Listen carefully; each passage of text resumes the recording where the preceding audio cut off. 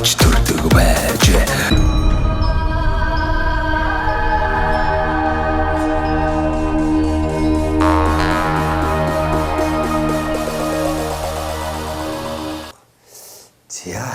За, айгу зайтай соцсон тий. За гоё. За. Гоё хөрхрөөний дэргэд сууж байна. Их гоё тий. Цаанаас чийг үнэрчээ сайхан байна шүү. За, монголчуудаа Монгол эх орныг танилцуулах зорилготой сумдаа сайхан амьдрын нэвтрүүлгээ Дундгов аймгийн Дэлгэр хангаа сумаас бэлтгэл хүргэж байна. За, Дэлгэр хангаа сумынхаа бас төсвийн байгууллагуудаар тойрч тухайн хүмүүс хэрхэн яаж байгууллага удирдан чиглүүлж бас ард иргэдтэй үйлчлэгээ үзүүлдэг талаар бас нэвтрүүлгээ бэлтгэж байна. Энэ удаа Дэлгэр хангаа сумынхаа хүүхдийн цэцэрлэгийн үйл ажиллагаатай танилцъя гэд хүрээд ирлээ. Тус цэцэрлэгийн эрхлэгч Будны багштай уулзж байна. Танд бас өдрийн мэнд хүргэе.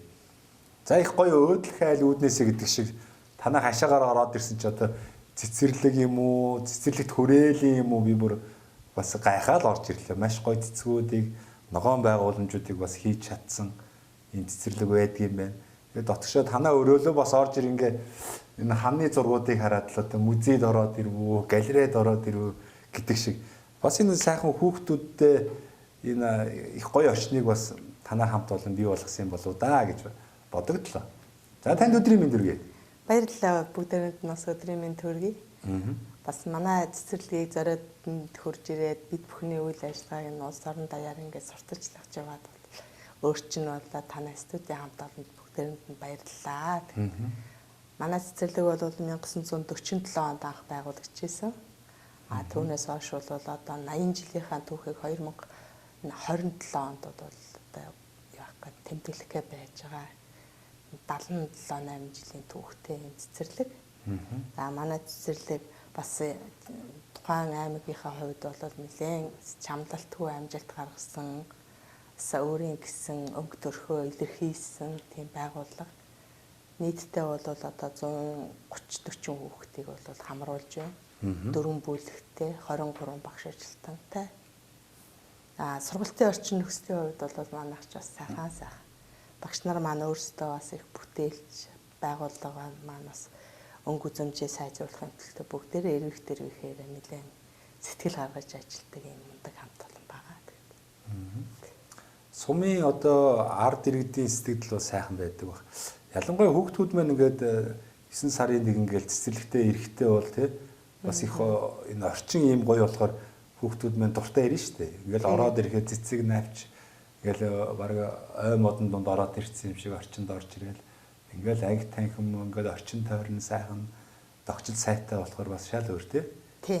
Үнэхээр бол одоо энэ бүхнийг танаа хамт олон хийж бүтээхэд хичнээн жилийн хугацааг зарцуулав бас тий энэ сайхан зүйлсийг бүтээхэд бас ямар хүний санаачлага бас их оролцоотой байна. Энэ талаар ярилцъя.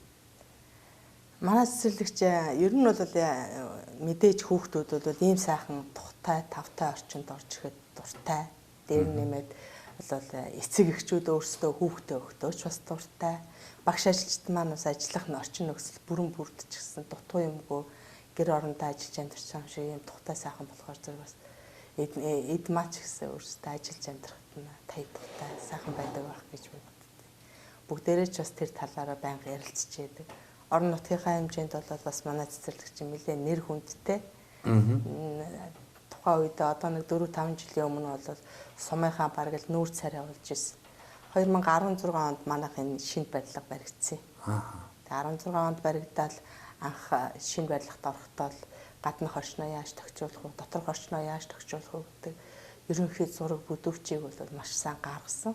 Одоо нэг өрөө байлаа гэхэд хаана ширгээн тавих, хаана самтын тавих, ямар дэвсгэр дэвсгүү, хаана зураг зурх уу гэд, хаана самбар юм байрлах уу гэд ингээд бүх юм бол яг тэр бодсон, төлөвлөсөн, зурсан төлөвлөгөөгөөрөө яг явагдсан учраас айгүй гоё эмгцэгцтэй бүх юм яг тийм тооцооллын дагуу хийгдсэн. Илүү юмч байхгүй, бас дутуу юмч байхгүй, бүх юм яг тийм чинь том болж чадсан. Тэгээ энэ жил 2018 онд манайх бол Дундгов аймгийн тэргүүний байгууллага болсон. 2022 онд манайх Дундгов аймгийнхаа орчин нөхцөлийг дэмжигч байгууллага болсон. Яг СОБ-ийн өрөөнд сургалтын орчин нөхцөлийг дэмжиж байгаа болдог байсан. Тийм үү те. Тийм. Би ч одоо олон сумаар олон газрын одоо цэцэрлэгүүдээр явж ингээд үйл ажиллагаанд танилцсан. Танах бол бас их сайхан ялчгүй тэргүүний юм сайхан үлгэр жишээ санаа авууштай юм сайхан одоо байгуулах гэдэг нь харагдаж байна. Тэгээд одоо Дундговь аймаг чинь бас их олон зүйлээрээ улстай алдартай юм нутаг юм байна. Дуу хуураараа алдартай олон сайхан дуучид төрсэн. За ялангуяа энэ Дэлгэр хангаа сумаас одоо олон сайхан дуучид бас төрөн гарсан байдаг тий.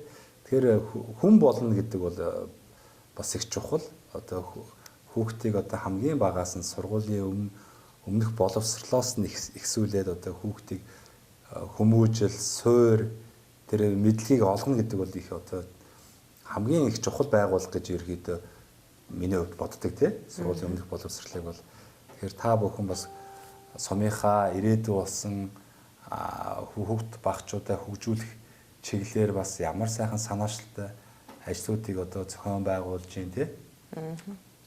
Тэр талаас ярив.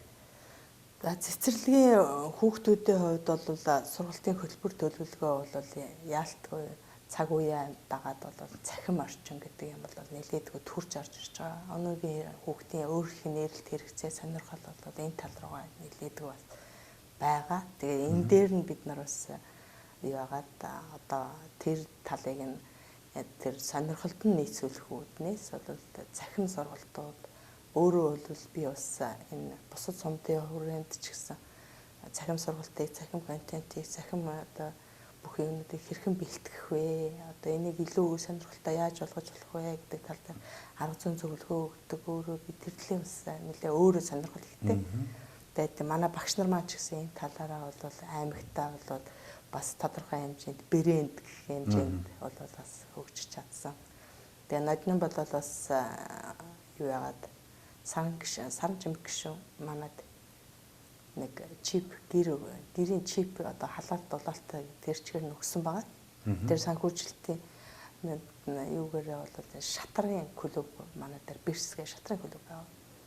Энэ шатар даамыг бас нэлээдгүй хөгжүүлэх гэж оролдож байгаа. Өнгөрсөн 6 сард бол манайх хүүхдүүдийн дунд 6 сарын 1-нд шатар даамны тэмцээнийг манай байгууллага зохион байгуулсан. Гадаа энэ гэрийг үзэх юм бол энэ гэрт шатар даамны бирс клуб чигээрээ төгсчихсэн яг иж бүрэн байж байгаа. Тэнд бол шагаан тоглоом явагдана. Шатар даам явагдана уламжлалт.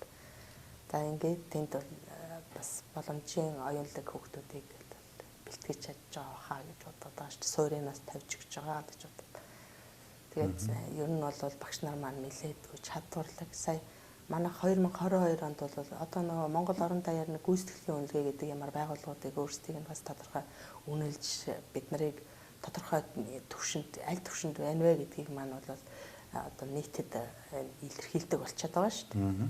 Тэр үнэлгээгээр бол 2022 онд манайх жаахан тарга үнэлэгдэжсэн. 5 дугаар төвшөнд үнэлэгдэжсэн. 2003 онд нэг шат дахиад 4 дугаар төвшөнд ороод ирсэн. Энэ жил бол 2024 онд дахиад нэг шат дахиад 3 дугаар төвшөнд ороод ирсэн. 92.6% үнэлэгдсэн. Тэгээ үнэлгээнд орсон 3 багш маань бол гуруула 2-3 дугаар төвшөнд гуруула үнэлэгдэжсэн. Тэгэхээр зэрэг бас багш нарын ур чадвар байх ёстой хэмжээнд хүрсэн байна гэж харж байгаа.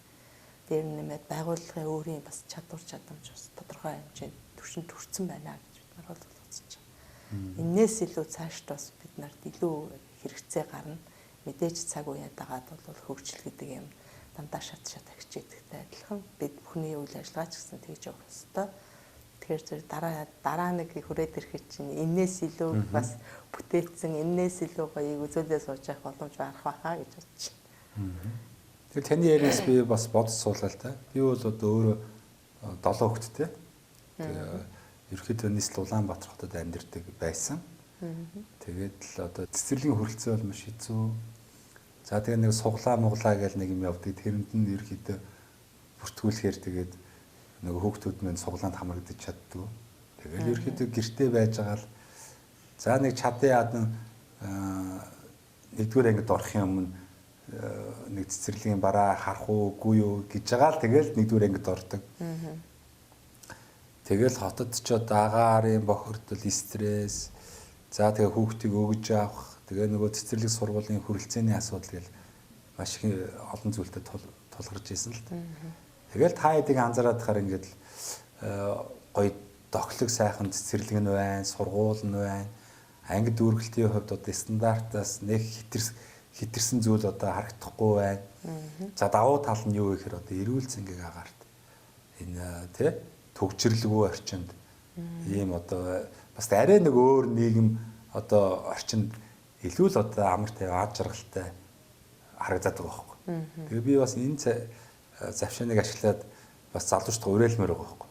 Заавал одоо Улаанбаатар хотод өөр хөвгтэй сургууль цэцэрлэгт одоо хамруулах, за өөрснөө ажиллаж амьдрах гэдэг юм ингээд хотод ингээд даах цэцэрлүүлээд байх биш.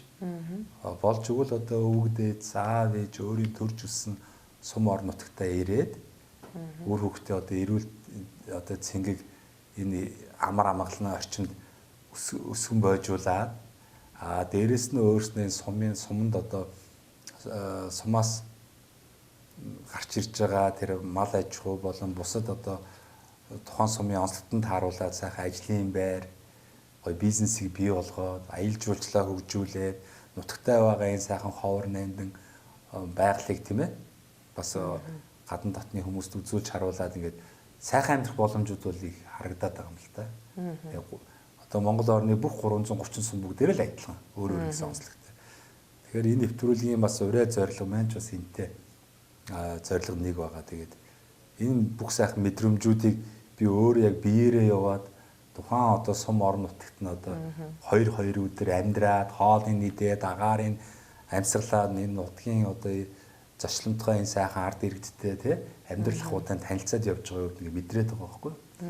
Тэгээд энэ завшааныг ашиглаад идэх шиг аль болохоор залуучуудаа бүгдээрээ сайхан хөдөө гарч тийм ээ аймаг суман дээр ирж одоо амьдрах юм бол энд л одоо жинхэнэ таатай орчин бий болоод байна. Хуучин боддог байсан тий аймагч гэдэг юм уу төв суурин газар л бол бараадаал хүүхдээ тэнд л сургууль соёлд явуулаад өөрснөө тэнд л амьдрах юм бол одоо болчих юм шиг бодоод байсан бол энэ бүх зүйл маань одоо бидний бодсноос өөр болчихжээ. Эсвэргээрээ хүний ая тухтай амар тайван тий хүнсний одоо эрүүл хүнс эрүүл агаар энэ бүх бизнесийн бүх боломжууд чинь энэ одоо 330 сумд ч юм байна шүү. Та бүхэн Улаанбаатар хотод бизнес хийх гээд үзтээ.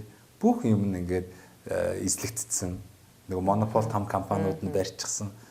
За тэгэл одоо нэг эрх чөлөөгөө нүрээ уншуулсан нэг цалингаас цалингийн хооронд ингээд нэг төр болон хувийн хвшлийн байгууллагуудад ингээд нэг сууж ажилласан. Энэ бол одоо бас л их харамсалтай амьдрал واخгүй юу? Тэгэл нэг лизингэд машин болон байрны лизингээ төлөөл тэгэл тэр бохирдол стресстэй орчинд одоо тест нэрээ дэвчээл те өдрийн 5 6 цагийг машинд амьдарч өнгөрүүлээл энэ бол одоо ер нь хайрал амьдрал санагдаад байна.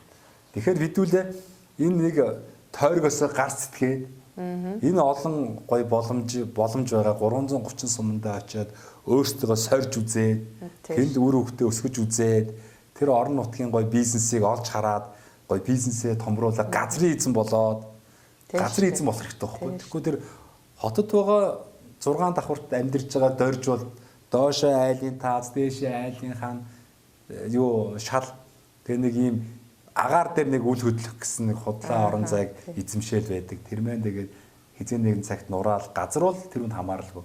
Тэгэхээр болжгүй л хотоосоо гараад ингээд газараа эзэмшээд өмчилж аваад тэнд харин жиг хаусаа бариад бассейн усан ориглоор гоё амьдралыг зохицуулж болохгүй байхгүй. Тэгэхээр ийм юм л одоо бас энэ Монголын хүн ам 70-80% нь одоо ингээд Улаанбаатарт суулцсан тэр хүмүүсийг л ойлгоосаа ухаараасаа гэсэн үднээс энэ контент мань хийгдээд байгаа шүү дээ. Ер нь бол миний санаатай та нийлж байгаа үстэй. Санал нийлгүй яг ба. Одоо тэгээд хөдөө орон нутагт бас нилээдгүй боломжууд гарч чадсан шүү дээ. Ялангуяа одоо багш мэрэгжил, эмч мэрэгжил, энэ нарийн мэрэгжлийн одоо эрэлт хэрэгцээ бол хөдөө орон нутагт маш их байна. Эднэр тэгээд бас хөдөө орон нутагт ирэхэд нь орон нутгийн одоо дэмжлэг гэдэг юм бас нилээдгүй бас их тавьж өгöd байгаа. Төр засгийн бодлогоч гэсэн ерөнхийдөө бас төвлөрлөөс харуулж гадагшин орон нутг руу чиглүүлэх гэж үзэж байна л да. Тэгэхээр зэрэг энэ залуучуудад ямар боломж байна гэхээр одоо энэ цэцэрлэг сургууль юунд төрөөд ирэхээр зэрэг орон нутгийн нэмэгдэлгээд одоо цалингийн 40% нэмээд өчөж байна. Үр дүн ур чадвар гээд одоо тэр болгоноо ингээд ягаад энэ төрийн албаас хугацааны нэмэгдэл одоо дээр нэмээд үр дүн ур чадвар хөдөө орон нутгийн нэмэгдэл ингээ бодоход бол бараг цалин нугарч байгаа байхгүй юу. Тэгээд хүрээд ирсэн байхад энэ нарийн мэрэгжлийн багш нарт энэ сургууль моргуулд бол ингээд ажилчдын шинээр ирж байгаа тэр албаа агчдын нийгмийн асуудлынхаа шийдэх гээд байр хүртэл бэлдээдэг одоо хүрээд ирээч гэд байцгааж байгаа байхгүй юу. Тэгэхээр чи одоо энэ орчин нөхцөлд хүрээд ирэхэд бол зөндөө их боломж байгаа. Ялангуяа одоо жижиг бизнесүүд гэдээ яриад байгаа. Тэр жижиг бизнесийн санаа бол энэ орон нутагт бол маш их байдаг. Одоо энэ мал түшгэлсэн тийм ээ. Мал түшгэлсэн, малын түүхий, түүнийг хагас боловсруулах, бүтэн боловсруулах, дээр нь нэмээд мах, ногоо одоо энэ болгонд хөдөө орон нутагт бол хамгийн боломжтой юм байна. Маш бага өртгөөр босно. Тэрийг бид нар боловсруулж өртөг багтаа боловсруулж чадах юм бол тэр бол маш их баялаг хүний амьдралыг бол аваад явчих дэмжих хэмжээний бол бизнес болчих тийм санаанууд бол зөндөө харагдаад байгаа. Тэр болгоныг тэгээд одоо бол манай залуучууд яагаад юм бэ? Ажлын байр гэхээр зэрэг нэг төсвийн байгууллагыг л бодоод байдаг тийм. Нэг төсвийн байгууллагт аль нэг тийш орчих юмсан. Яаж игээд нэг төсвийн аль нэг байгууллагын л нэг жижигүр чамаагүй манаач чамаагүй хийчихсэн. Ингээл би ажлын байр гэж бодод. Ажлын байр гэдэг чинь яг тэр биш ээ. Ажлын байрыг хүн өөрөө бий болгох боломж маш их байгаа. Ойдл байна. Одоо нийтийн ахуйг хуучин байдаг ус. Тийм гутал засвар үсчин 330 сум бол хэрэгцээтэй байдаг шүү. Ойдол тийм ээ. Энэ болгон бүгд хэрэгцээ болсон байж байна. Тэр Улаанбаатар тэр угаалгын том төвүүд байгаа даа шүү дээ. Тий? Хүн ороод өөрөөдөө үйлчлээд гарчдаг тэр сайхан төвүүд. Тэр төвүүдийг энэ хөдөө орон нутагт аваад ирэхэд одоо энэ их ажилтай одоо манай хэдэн багш нарыг харж байхад өглөө цайлаар 8 цагт ирэл оройн 8 цагт явж шүү дээ. Хэдий завандаа нөө хэдэн хүүхдийнхээ хувцсыг угаах уу, хэдий завандаа хүнжил оргуудсаа угаах уу. Энэ болгоныг тавьсан байхад бол нэг завандаа авчиж нэг завандаа буцаагаад авчихна. Хин хинтээ бол хэрэгцээтэй энэ бол бас нэг тухайн орон нутгийг хөгжилж байгаа ч гэсэн өнгө нэмэх юм байгаа байхгүй. Тэгэхээр энэ залуучууд бас хөдөө орон нутгийг зориулсаа тэгээд эрүүл агаарт эрүүл амьдрах дээр нь нэмээд ийм сайхан стрессгүй тайван амгалан газар өөрийн гэсэн гоё онцлог санаануудыг авчраад хэрэгжүүлж чадах юм бол бас амжилт бол нэлээд их харагдана л. Тэгээд таныг бас ийм ажил хийгээд энэ талын нэвтрүүлэг хийдэгт бас баярлалаа. Бас их олон гоё санаануудыг бас залуучуудад өгч идэг шүү. Та бас өөрийнхөө зүгээс тий аав ээж ус ямар хүмүүс байв, та энэ нутгийн уугуул хүнөө нутаг орныхаа тухай амьдрал хавгаасаа хуваалцааш. Нэг уулзсан юм байна яах вэ? Тийм ээ. Би ч одоо нөгөө 50 гэдэг шиг. Би ч дунд хувьд төрсөн хүн байхгүй юу? Аймгийн төвд төрсөн. Аав ээж хоёр маань манай ээж багш байсан. Бадамсүрэн гэж одоо хүн болгонд мэдэндээ. Манай ялангуяа орон нутгийнхан бол сайн таньдаг байсан. Ээж маань бол бурхан болоод бас нэлээд 70 жил болж байна. Миний ээж чинь 1-р сургуулийн аймгийн 1-р сургуулийн багш байлаа. Манай аав онгоцны холбооч байсан байхгүй. Вау. Тэгээд тэр үед чинь онгоцны холбоочин гэдэг чинь өөрөө тийм тусгай моригжил дандаа томилгоогоор ийшээ тийшээ ингээд суманд томилогддог. Тэгээд 79 онд одоо манайх сайхан овонд манай аав онгоцны холбооч нар томилогдоод цэргийн байгууллага байсан шүү дээ. Нисгч анх. Тийм баг. Сүүлдээ цэргийн бос ингийн болцсон болохоос шүү дээ. Тэгээд сайхан овоод томилогдчиход тэгээд ээж маань цагдаа нар зайлуулт ингээл тойроо явдаг шүү дээ. Яг тэрнтэй адилхан манай ээж нэг тиймэрхүү манай аав тийм ажилтай байсан. Тэгээд тэр сайхан овоод 79 онд очиж тэнд онгоцны холбооч нар ажилласан байг. Тэгээд би тэнд очиж 8 дахь нэгээс 8 дахь ингээ сайхан овоод төгссөн. Тэгээд сайхан овоод 8 дахь төгсөөд бол Фрунзен нийт ахын тэмцээг Фрунзен нийт ахын тэмцээг гэж байсан. Уг нь бол энэ Улаанбаатар хотын нийт аж ахуйн тэмцээг гэж байгуулагдаад шинээр байгуулагдчихсан тэр тэмцэд орсон байдаг.